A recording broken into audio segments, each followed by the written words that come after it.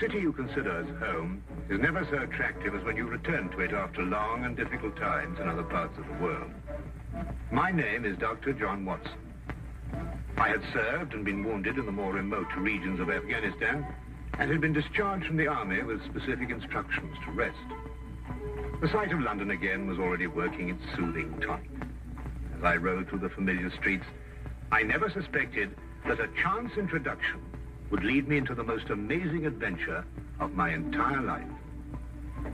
Watson, old man. Hello, how have you been? Good to see you. Not as well as you, obviously. You look great, old man. Yes, you were wounded. Well, it's going much worse. Sit down. Care for a drink? No one. Yes. Well, what are your plans now?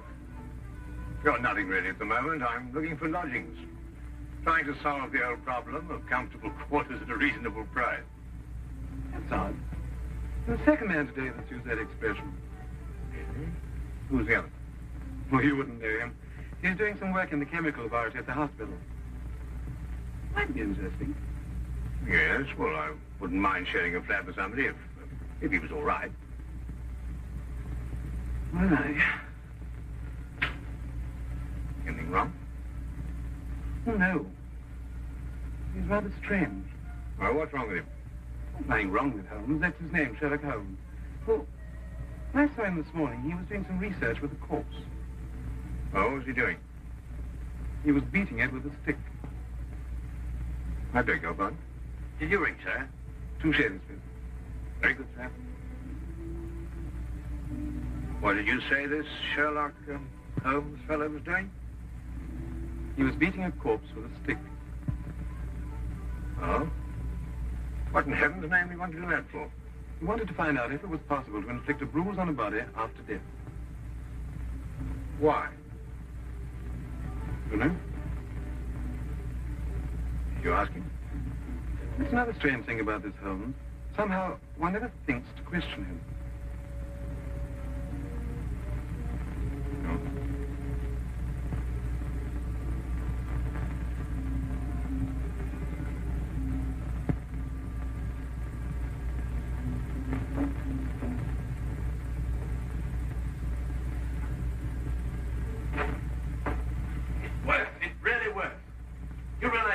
The greatest chapter in the history of forensic medicine. You're Dr. Watson? Yes, I am. What works? Foolproof test for hemoglobin. You realize what this means, of course? No, I don't. You must be Sherlock Holmes. It will create a revolution in criminal investigation. Yes, I'm Holmes. How did you know I was Watson? Because you've just come back from Afghanistan. How do you do? How you do? How did you know I just come back from Afghanistan? Well, it's written all over you. The problem has generally been that a man is suspected of a crime months after the crime is committed. Then when they find bloodstains on objects of clothing, they can't be sure if it's blood, mud, or rust stains. But this solves the whole thing, of course.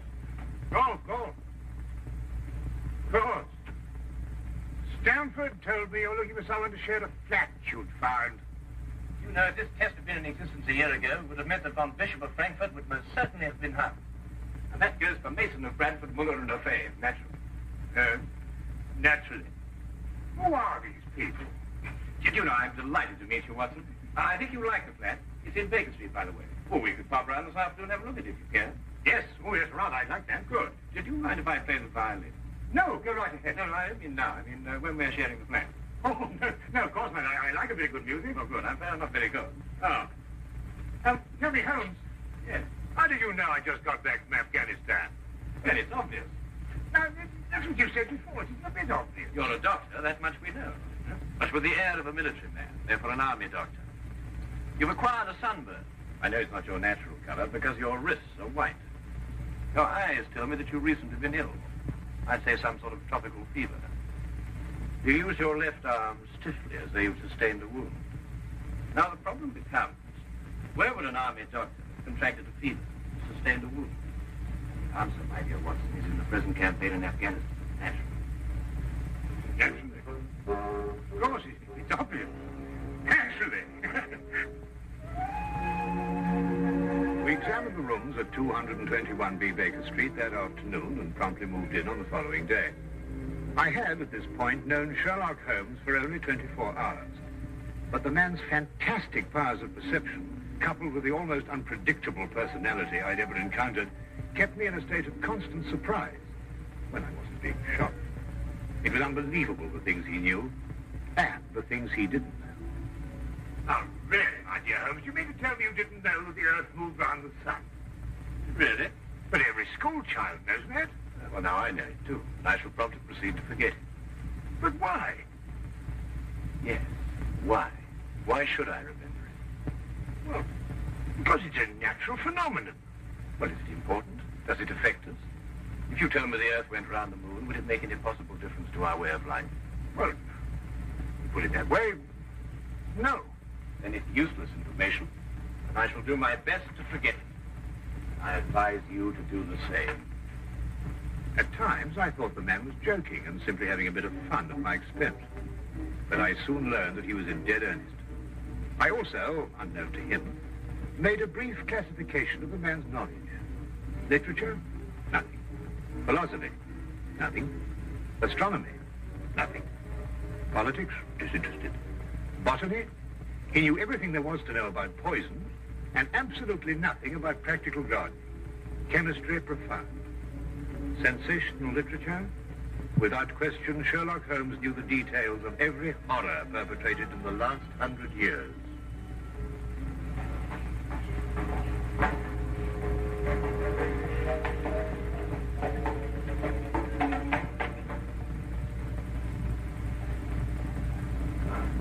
I believe we have a visitor.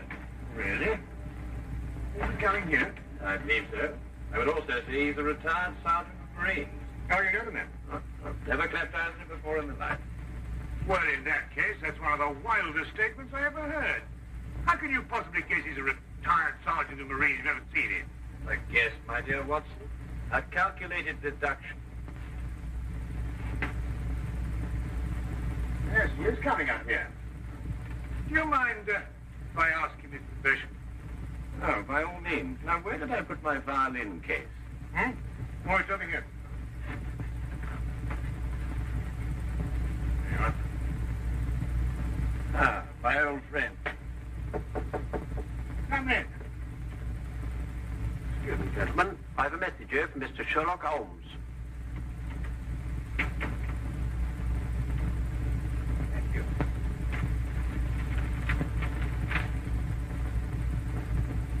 Excuse me. Sir? Do you mind telling me your occupation? Not at all, sir. I'm a civil servant employed by the police department. Thank you. I just wondered. Not at all, sir. How long have you been with the police department? Just a year, sir. Before that, I was a sergeant in the Marines. Good day, gentlemen. How did you know? An interesting letter, Watson. A very interesting letter. Perhaps you'd like to come with me. Where? To catch a murderer, of course. Of course.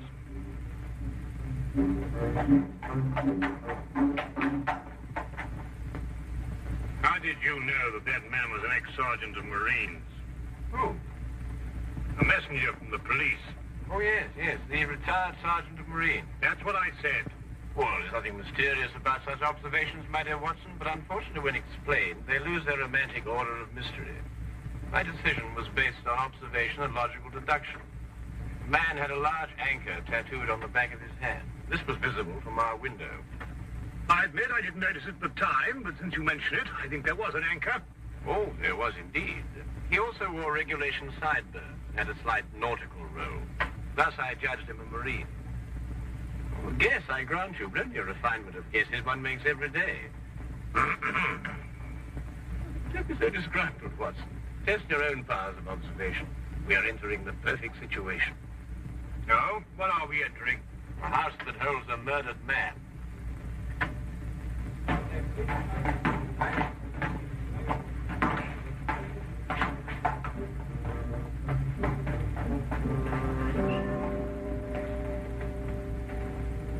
Inspector Lestrade inside?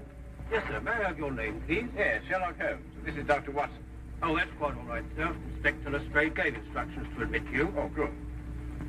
Oh, by the way, has the body been removed? No, sir, but the medical examiner's just called. Oh, thank you. Let's hope they haven't moved things about too much.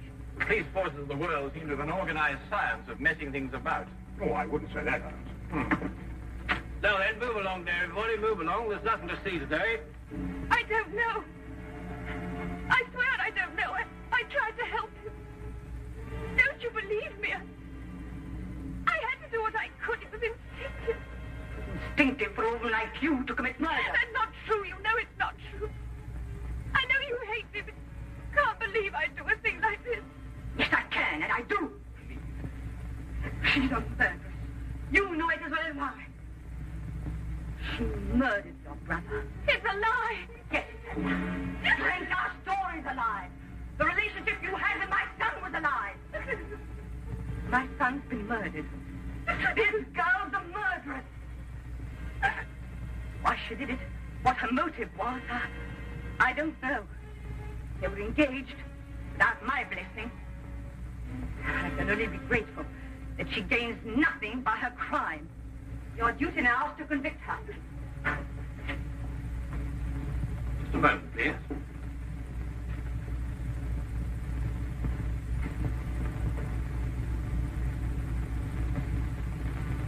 Notice the angle of incision, Watson. Yes. And the force of the blow and the general penetration of the upper region of the chest. How long would you estimate before loss of consciousness? Well, it's difficult to say. 90 seconds. Oh, between the two. I see. And death? Shortly thereafter. 2 minutes. 3. 3 or 4, I'd say. Thank you, Watson. All right, take him out. Ah, forgive the interruption. I would prefer to have been invited before the body had been moved. I thought you'd be interested, Holmes. Oh, thank you, Lestrade. Well, may I introduce my friend, Dr. Watson, Inspector Lestrade of Scotland Yard? How do you do? How do you know? Though you're completely stuck in, Lestrade. What do you mean? Well, you thought I'd be interested. Why don't you admit it? You're in a jam. Magnificent cabinet work, don't you think? What you say isn't exactly true, Holmes. I've done you a favor. This is an interesting case. Of course, there are 1 or 2 unexplained details, but I don't believe it'll be long before we're What's clear. your principal problem? There's no motive. I found this girl with a knife in her hand. My brother lying dead on the floor. I found Peter on the floor. I tried to help By stabbing him? by removing the knife. Anybody would have done the same thing. I loved him. Oh, my dear young lady, there's no cause for you to alarm yourself.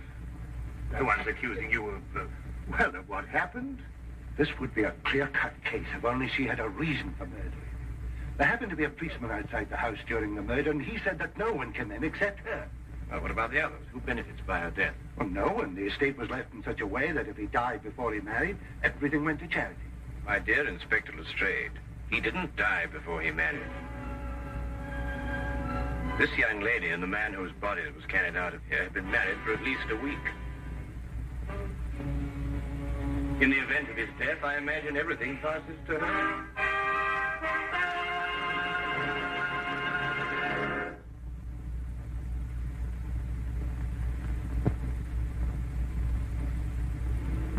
And now, we return to the case of the Cunningham heritage. How did you know they were married? Weren't you?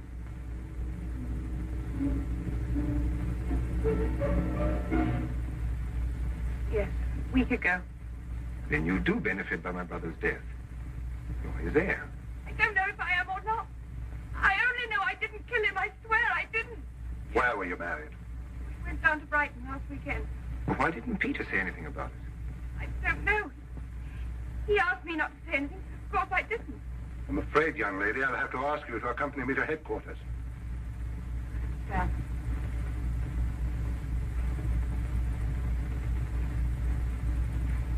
Inspector, I think I should tell my mother. Oh, yes, of course. Tell me, Holmes, how did you know they were married? Well, the man's hands had the remains of a sunburn and the fading marks of a narrow ring, but not as yet that indentation of the finger a ring generally leaves. A weekend in the sun at Brighton explains the whole thing perfectly. I didn't notice these things. Yes, I know. The young lady's hands were also sunburned, and to the same degree. Then the case is solved. Yes, it would appear so, wouldn't it? What are you looking for? How do you see that? What? Here, use this. Well, that's only the cut in the carpet. Yes, but it's a fresh one. Yes, but what does it mean? We'll stop looking for clues now, Holmes. Ah, you've solved the case then. Completely. Oh, splendid. Seems this girl had a record. 9 months in the woman's prison in Holloway, from the 21st of February 1892 to the 21st of November 1892. She was employed as a governess and convicted for stealing £300 from her employer. It's quite true. I knew you'd find out sometime. I made a mistake 5 years ago, but I paid for it. But Peter knew all about it before we were married. I never tried to hide it from him. You didn't know what else you had in mind. I had nothing else in mind except that I loved him. I'm afraid I must ask you to go with the officer, miss. Rather, madam.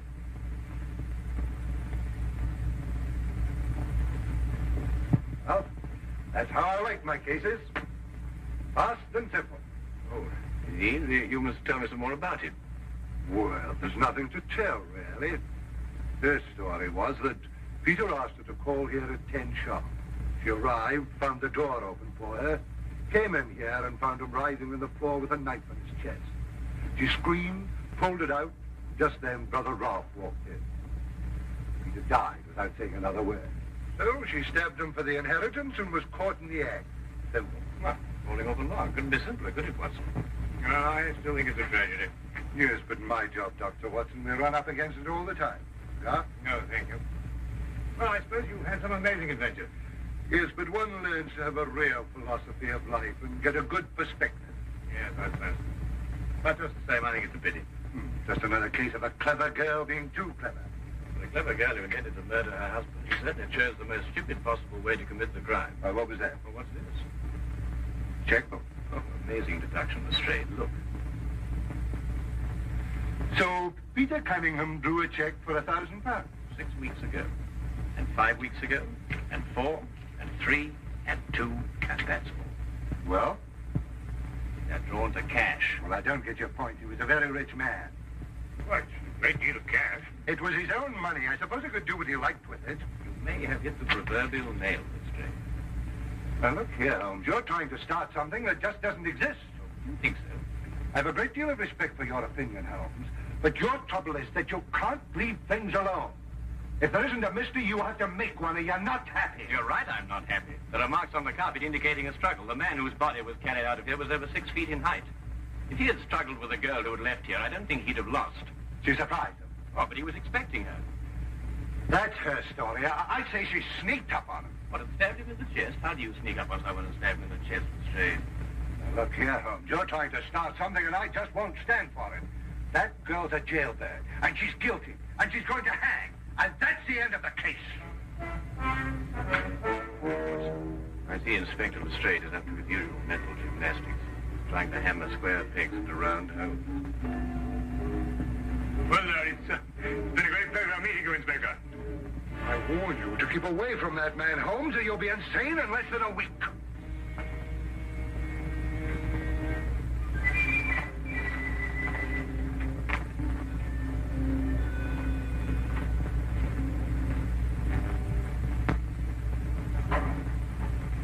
What time is it? Oh, 10:30. Perhaps you'd like to take a little stroll with me. What? I'd like to investigate this afternoon's affair a bit further. Oh, yes. I'd like that. I thought you'd forgotten about it. Not at all. I've been thinking about it all evening. Shall we go? Then we must exchange our thoughts en route. Where are we going? To the Cunningham house. I didn't know you made an appointment there. I didn't. Oh, well, who do you expect to see? No one, I hope. Well, I'm terribly sorry, Holmes. I don't understand what you mean when you say you want to go to the Cunningham house. You can't do that. What? Well, you can't break into the house. Why not? It's against the law, that's why not. Why, if we're caught. That's it. What is? If we're caught. But that makes no difference. It makes no difference at all. The thing is, if we're caught, it's against the law.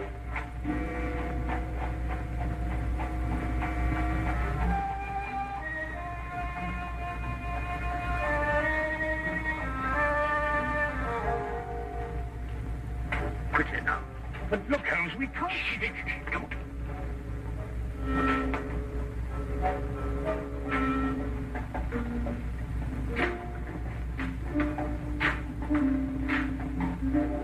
Good evening, Inspector. Good evening, Sergeant. Everything all right? Yes, sir? I just thought Sherlock Holmes might have dropped by. Where'd you get the key? The key's a burglar's too. A burglar's too? Street clear? Yeah.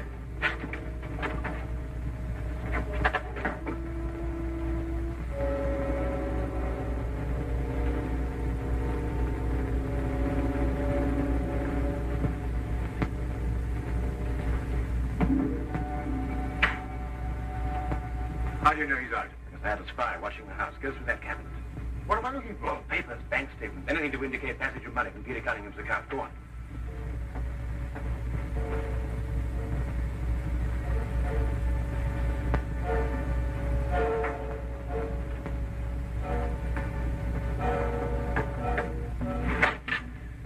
It's absolutely ridiculous. Looking for something and you don't know what in order to catch somebody and you don't know who. Quite ridiculous. Nothing over my side. Keep looking. Who do you think's got it? Whatever it is we're looking for. Why did Peter Cunningham try to hide the fact of his marriage? A week or a month with the main indifference as far as his mother was concerned. She would never have consented to his new bride anyway.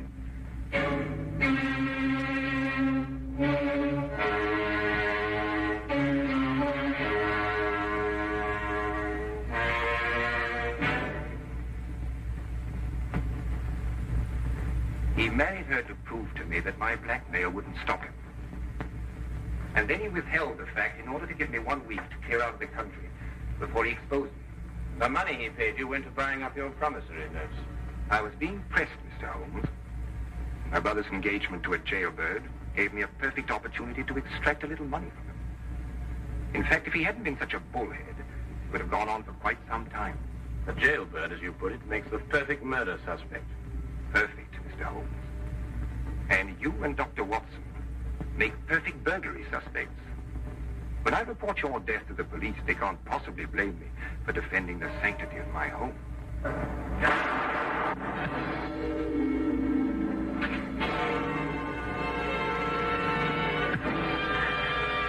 Well done, Watson. Oh, I could have done a bit better. It was my bad shoulder. Quite all right, Watson. Think no more about it. So that's our murder. Yes, the only possible one, of course. Only a man could have struck that blow. Peter died, as you say, within 3 or 4 minutes. And there was a body outside the whole ground. Yes. Crystal clear. No, it's obvious. Well, what do we do now? What's going on here? Who fired that shot? We will sit with a good inspector. And with the aid of our evidence, a bit of logic, and a few simple diagrams, we will endeavor to convince him that night follows day and that 1 and 1 inevitably makes 2. How did you two get in here anyway? Now, Inspector, calm yourself, calm yourself. Come, sit down. Now, there's a good friend to sit right here. Now, you see, we have a great deal to talk about.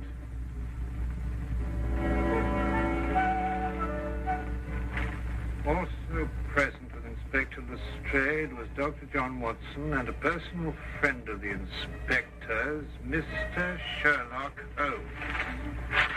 Ridiculous. It's fantastic. This isn't the way it happened at all. This will revolutionize investigation, Watson. This whole account is a lie. Fingerprints, Watson. That's the coming thing. No nonsense. What are you going to do about this? Bit more research. Here, give me your fingers on the sheet of paper. Oh. Were you going to sit there with these disgusting little smudges and let them get away with this? Beg your pardon? Well, I won't. They're going to hear from me. Brilliant Inspector Lestrade, indeed. Why, it took you 3 hours to convince that bone there. I don't know. Never in mind tonight if I heard. Maybe he was innocent.